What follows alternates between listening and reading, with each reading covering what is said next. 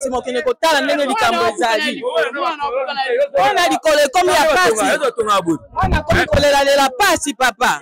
Eh papa, est-ce que batonga boy?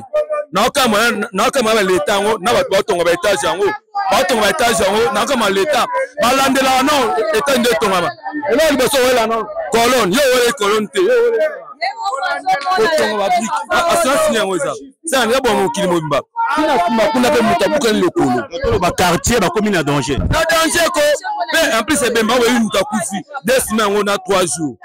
Solution exacte. Oh, azan assurance. Le monnaie. Avec la poto. Maman moi na wana. Ba luki atate. Mbula exception. O lukata mukile.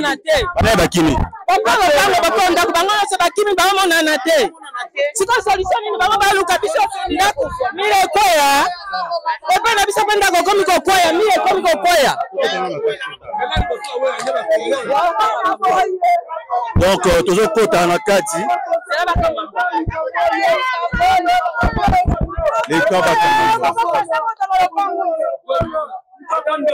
C'est juste pour dire que les problèmes très très sérieux.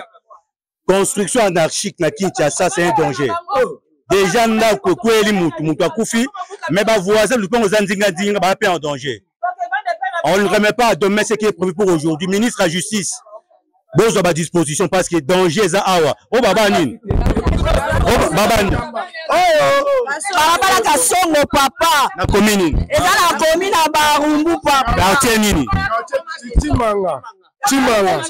Quartier Chimanga na commune à Barumbu. Papa Costa Mutamba to na besoin na okita awa hotela ndenge mutu atongi bandako sa ko boma batu ba voisin kili. Très bien. Toujours kota na kati. Ziano mama, yebisa biso. Oh ndako na. Ndako na ngai. Et comme boye nini? Et comme boye ndenge ni likamo ekolela kiawa awa na lopango elandi biso to ba voisin. Bango batongi ndako ba otia ba colonne ba otia beton te. Ba okule beton te. Et mika evandika ndenge wana isi eloko akosimba ezate. Mbule betaki c'était le 4 hein. Le 4. Mbule betaki ya munene. Tamu mbula wana beti mupepepe yake ya makasi. Kwa isi mile wana kuna sika mwana wana akufi Aminata akufi. Tamu mile kwa kikuna mwana oya biso pe jeune garçon azaki akolala awa. Musi kutangana tobaki na libanda. Tamu mwana yoki ndenga na mwana telemi mbala moko. Tamu mwana telemi mbala moko te boye ekwa ipe.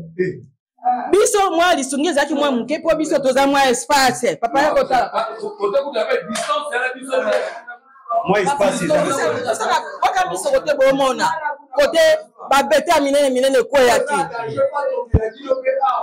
tango mwana yoki bongo mwana sote eko zwa na likolo kutu azo choke eza na likolo azo ka likolo kala kai pasa tambula kana makasi siko banda likambo esa maki papa bakimi mais est-ce que vous connaissez pas promesse à Barumbu pour nous caper moyen resolo là pour mta okamba komi biso taki na société kutu nani OPG ayebi OPG ayebi likambo ezoleka na kati ndako OPG ayebi OPG ayebi binoni OPG ayebi biso alobi to patienter moi muke tozozela likamba mwana Aminata bakunda soki esili ndako akotala biso mais ba bengi soki Patrick on est responsable bakolo mapango soki bazana poto soki bazana pito ebite papa Patrick azomona na te mkola liboto tozaki na zaki pe na ye wana tosola biso mama to kobungisa ti lelo Patrick wana azomona na te yende lokwa responsable ya lopango bobi komba Patrick yango ya mboka komba mboka nde tozo eba ngote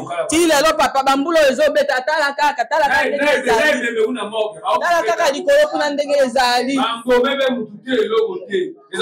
mbula ezobeta mikolo nyonso biso toza inonda toza na kati awa boye tozozeza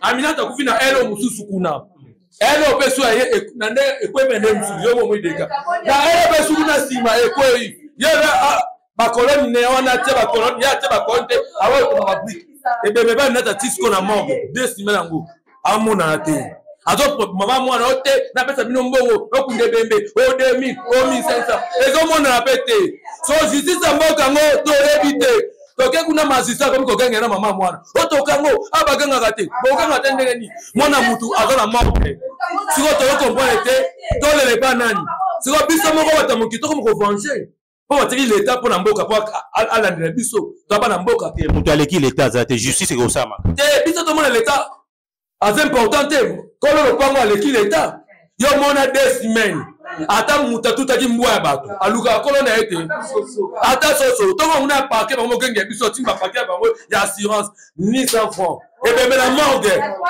morgue bambome yango te bakita bato banda tozwi la 300 000 euta bon bato avana ne baolia toka mo justice aboko so ezalaki na mboko ka baero bakoya no baluka nanu mama mwana perdre mama mwana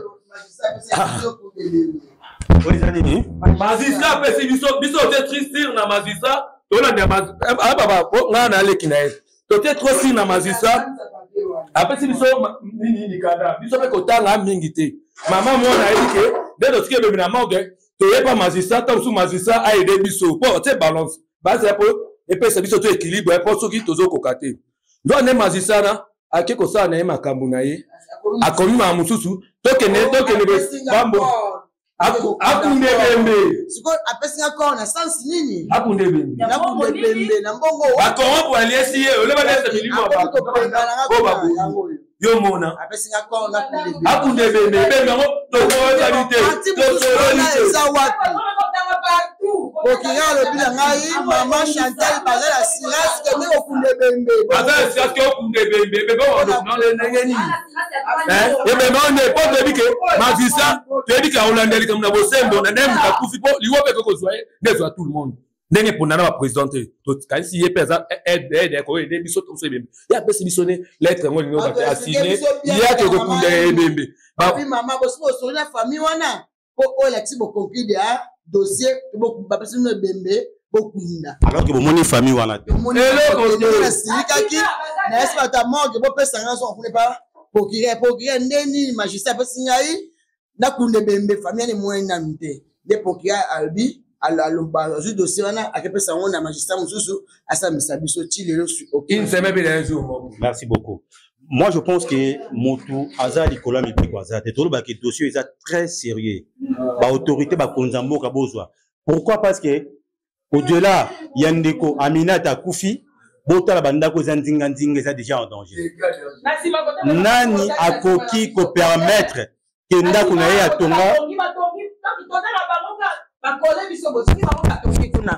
salite le bango soma kamunyoso ya salite zo kita banye bazo suma banye kuna zo kita nasima na biso atosuki atena sima na biso kote ndenge.